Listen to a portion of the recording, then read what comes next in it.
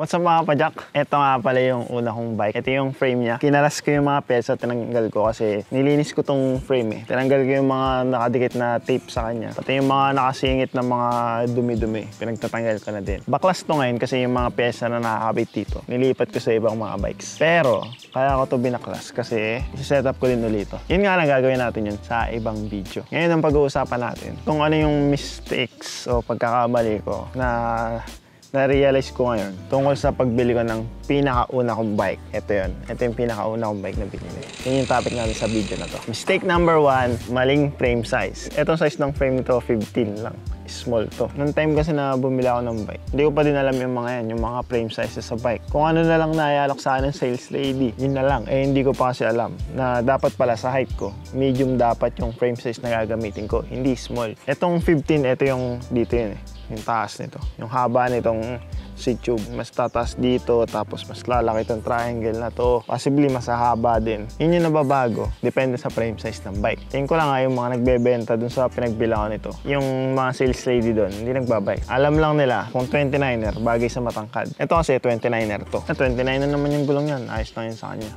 Pero small. Nung ginagamit ko tong bike, hindi ko naman naging issue na small siya. Na maliit lang yung frame size niya. In terms sa riding or sa paggamit ko sa bike na to. Ang naging ano ko lang dito, kasi nga maliit yung frame size niya. Ang sikip dito para doon sa lagayan ng bottle cage. Kada tatanggalin ko yung bote ko, matama dito. Kasi nga maliit lang tong triangle na to. Sakto-sakto lang dito yung bote. Pero yung sa overall ride experience, kapag ginagamit ko na siya sa mga ride, hindi ko naging issue yun na maliit lang yung frame size niya. Kasi one size smaller. Pag one size smaller, okay pa. Carry pa yun. Pag 2 size smaller, sobra na yun. Kapag size bigger, medyo alanganin. Kasi mas malaki eh. Imagine yung frame mo mas malaki para sa height mo. Yung pag-abot mo dito, pag-abot mo sa manibela, sobrang layo. Kapag tumayo ka dito sa bike, tatama ka dito sa top tube. So yun yung mga issue kapag malaki yung frame size. Kasi kapag mas maliit, one size smaller, mahahabol mo sa seat post, mahahabol mo sa stem. Kapag mas malaki, hindi mo na mahahabol, hindi mo na pwedeng bawasan yung frame eh, di ba? Buti na lang, one size smaller lang siya. Hindi siya size bigger, hindi siya 2 size smaller. Kaya naging okay pa. Pero yun yung isa sa mali ko sa pagbili nito. Na-realize ko lang na dapat medium yung binili ko. Yun kasi yung swak sa height ko. Kasi nung nakagamit ako ng medium, yung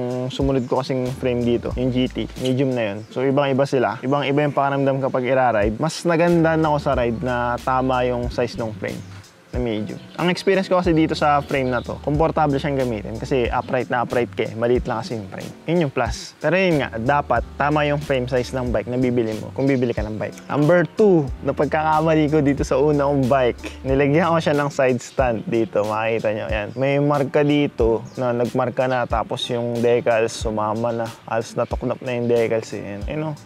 Nagmarka na siya, hindi ka sa tuknap. Kasi nga ito, inipitan ko to ng side stand. Nilagyan ko to ng side stand dito kasi nakikita ko sa mga kasama ko, mga naka-side stand yung bike nila. Nainggit lang ako nun sa mga kasama ko kasi kapag ipapark nila yung bike nila, i-stand lang nila. Yun, nakapark na. Ako kasi ayaw ko na ihiga yung bike sa sandal kasi syempre bago, mga magasgas. Naisip ko, mag-stand na lang din ako. Ang stand na nabili ko dito nung una, yung iniipit dito. Hindi ko alam na magiging ganyan pala yung resulta kapag gumamit ka nun. Kasi may rubber na iipit dito. Nakita ko na lang nung tinanggal ko yung stand. Tinanggal ko yung stand din, kalaunan. Kasi na-realize ko na pwede naman palang sandal yung bike o ihiga yung bike na hindi magagasgas. Tsaka yung stand, medyo alanganin ni stand pala kung 29er yung gulong kasi malaking gulong eh. Nahihirapan yung mga side stand kapag 29er yung gulong. Sa mga kasama ko kasi puro mga naka 26er sila. So no issue dun kung naka-stand yun kasi stable yun eh. Even though adjustable yung haba nung kulang pa din para sa 29er na gulong ng bike. Yun yung isa ko sa pinagsisisihan ko kasi nilagyan ko ng stand. Pwede palang wala na nun. Yan tuloy, hindi na rin matanggal. Discoloration niya, tsaka syempre hindi na maayos din yung decals na kasi yan. Yung sticker na nag-shift na ng pwesto. Etong part na to ng frame na to, ito yung kabitan ng stand. May kabitan ng stand tong frame na to na Merida. Specific din. Merida din yung gumawa. Tapos dito kinakabit. Pwede sana dun. Kaya lang, 8 ko na din nakita yun.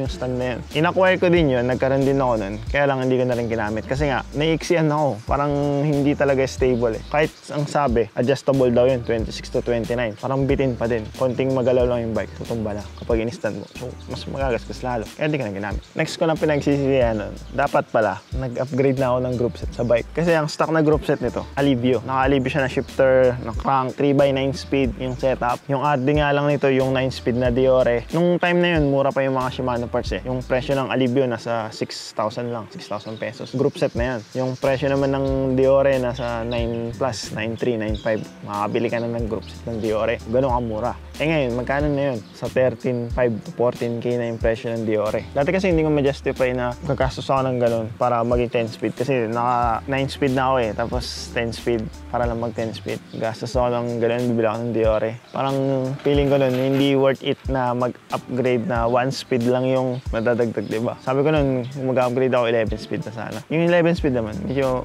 yun yung mahal na. Nasa 14,000 na yun. Yung price ng SLX dati. Bali, ang in-upgrade ko lang dito, yung preno lang. Bumili lang ako Diore na preno. Pero magkano na din yan? 3,000 nagastos ko dun. Brake set lang. Konti na lang, no? Full set na ng Diore.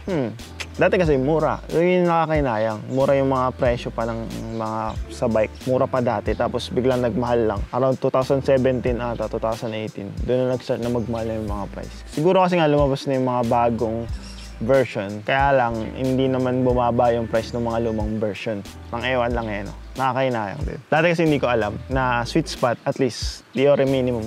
Kung pinang-tetrail mo yung bike, Diore dapat. Kasi kung Alivio, yung RD kasi ng Alivio, matagtag yan. Kung more on long rides, Alivio, okay. Pero kung pinang-tetrail mo yung bike mo, at least Diore. Dapat pala, nag-upgrade na ako. And di sana ako na-compel ako na mag-upgrade nun dati. Naka-full set na ako ng Diore dito sa bike na to. Pangatlong mistake, yung frame na to, may issue to eh. Late ko na lang din nalaman. Dito sa brake mount. Itong brake mount niya is IS mount. Papaganto kasi yung butas ng frame. Meron lang nakakabit na adapter ito para dun sa post mount na brakes. Karaniwan naman sa mga brakes ngayon, post mount. Kaya kung IS mount yung sa frame, kakabitan talaga ng adapter.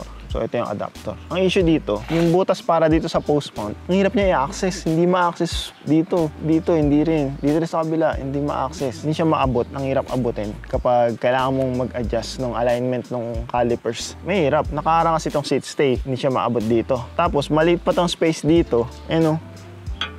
Hindi siya diretso, hindi mo siya ma-access. Dito medyo kaya pa eh. Pero pag nakalagay na yung caliper, ito yung pinakamahirap na ma-adjust. Siguro mga kalahati lang dapat nito, yung haba nito. Para maabot mo dito, tapos mapaikot mo lang mapaikot. Kasi nga, tatama din dito. So yun siya issue dito sa frame na to. Na ngayon, ang ginagawa ko, pag titingin ako ng mga frame, kung okay o hindi, titignan ko agad yung sa brake mounting. Siyempre, ngayon, dapat requirement na naka-post mount na brake mount. Kasi yun yung mas modern eh. Dapat post mount. Tapos titignan ko kung madaling ma-access yung bolt. Kung dito nakalagay sa chainstay yung mounting ng brakes, kung nakaharang ba to o may clearance, kung naka-offset. So yun yung isa kong tinitingnan. Kung alam ko lang yung issue na yun, hindi ito yung frame na bibiling ko. Kasi nga, may issue dito. I think, inayos na yun sa mga bagong labas na mga frame ng Merida. Okay na. Issue lang naman yun kapag kailangan mong i-adjust yung brake calipers. Kung nawala sa alignment yung disc brake, kung tumatama. Pero yung kasi common yun kapag naka-quick release lang na dropout. Common na kapag kinabit mo uli yung gulong mo, tinanggal mo, kinabit mo yung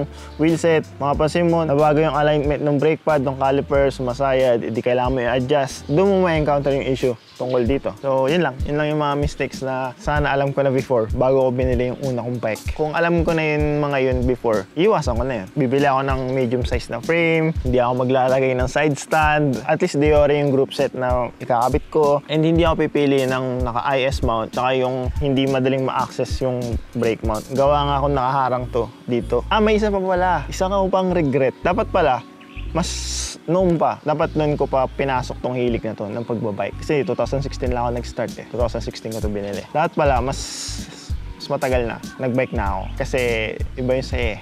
Sarap. Kung hindi ako pinagsisiyan, yun nag-bike ako. Tsaka kung ano pa yung isang hindi ko pinagsisisiyan, yung 29er rin nakuha akong unang bike. Sinasabi nila nun, 29er, bagal daw sa ahon, ganyan. Hirap daw i-ahon. Sa akin, hindi naman eh. Ang naging advantage ko dito, 29er, malaking gulong. Hindi ako masyadong iwan kapag nag-ride kami. So, isa yun. Do I regret na Merida yung kinuha kong brand?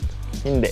Hindi ko pinagsisisiyan na Merida yung brand na una ko kinuha bike. Kasi, siyempre, Merida is one of the biggest name din naman. Isa siya sa mga sikat na brand din ng bike. Siyempre, tiwala ka eh. Ngayon, mga mabibili mong frame, puro made in China na, di ba? Ito, made in Taiwan, designed in Germany. Kung ibebenta ko ba tong frame na to, hindi ko ito ibebenta. Yung mga gustong bumili nito pero malabo ko ito ibenta kasi ito yung una kong bike Parang yung sentimental value nito sa akin. Lahat ng mga pinagdaanan namin dito, mga memories, experiences. Andito sa bike na ito Dito nagsimula lahat yung pagkahilig ko sa bike. Parang hirap. Kung hindi ko man siya na magamit, at least alam ko nandito pa siya sa akin. May makikita ko tapos maalala ko yung mga pinagdaanan namin. Diba? Kaya hindi ko ito bebenta. Next ko na project, ito. Buuin ko to. Setup ko ulit to. Gamit yung mga pesa na nandito. Tatry ko kung mabubuo ko siya. Parang kulang na ako ng wheelset Kasi nga yung wheelset nito kinuha ko. Paano kaya? Bahala na. That's it for this video mga kapadyak. Pa-click na lang dito para mag-subscribe kung hindi pa kayo nakasubscribe. Dito meron pa tayong mga videos dyan. Kung hindi nyo pa yung napanood, panoodin nyo na lang din. Kita na lang sa mga susunod pa na videos. Wala mo nang batian sa daan. Stay safe, stay at home. God bless mga kapadyak.